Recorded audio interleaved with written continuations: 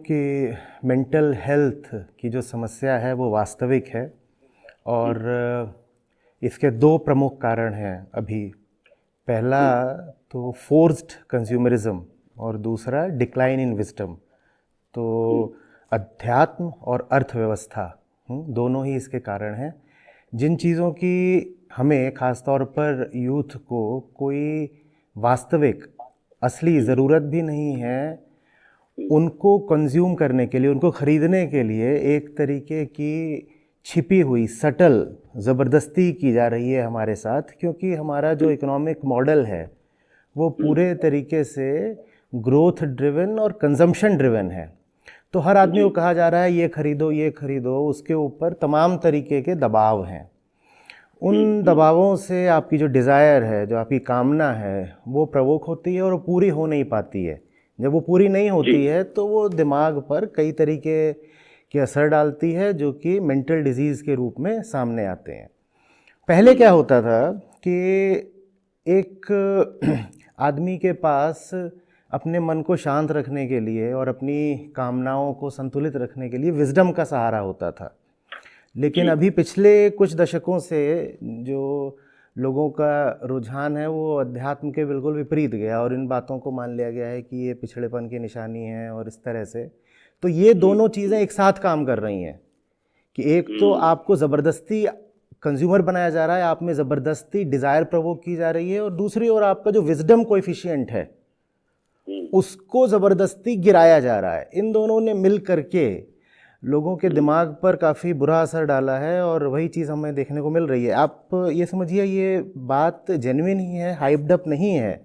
आज आम आदमी में एंग्जाइटी का जो स्तर है वो जो द्वितीय विश्व युद्ध में सैनिकों के मन में एंग्जाइटी का स्तर होता था लगभग उतना ही है, कहीं कहीं पर उससे ज़्यादा है। तो आम आदमी वास्तव में आज तनाव में है और उसका दिमागी संतुलन कोई विशेष ठीक है नहीं।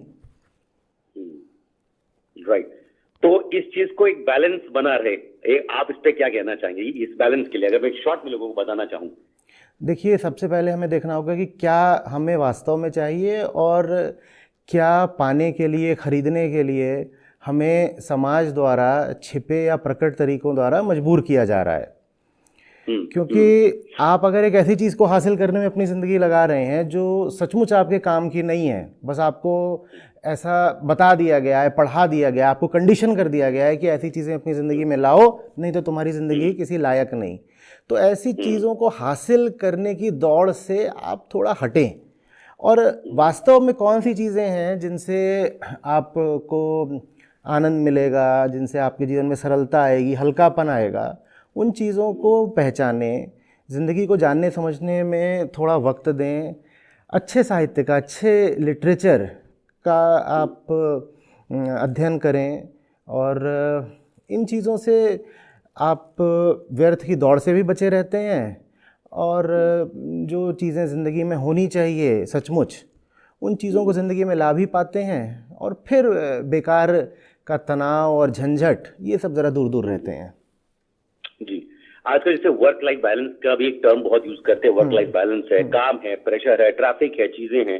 हम किसी पोस्ट को, किसी चीज को अचीव करने के लगे हुए हैं। ऐसा नहीं, कंपनीज में इन चीजों पर जोर भी दिया जाता है कि चलो ब्रेक्स हैं, लेकिन हमें ऐसा लग रहा है विद टाइम ना ही हमारे लिए ब्रेक हेल्प कर पा रही है, ना ही ये जो अभी कॉन्सेप्ट आया सर 4 days a week वाला, ये भी शायद इसको लेकर के डिलेमा है। इससे आप क्या कहेंगे?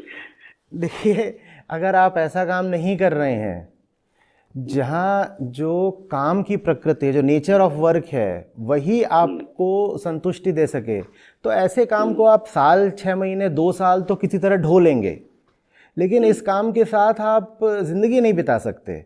फिर चाहे वो 4 day वर्क वीक हो या उसे 3 day भी कर दीजिए तो भी आपसे झेला जाएगा नहीं।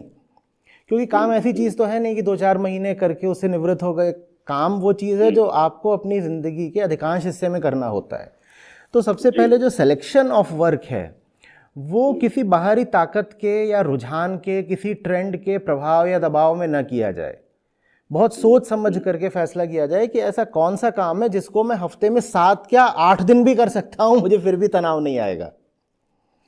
काम के घंटे घटाने की बात नहीं है, काम के घंटों को और जीवंत और लाइवली और लवली बनाने की बात है।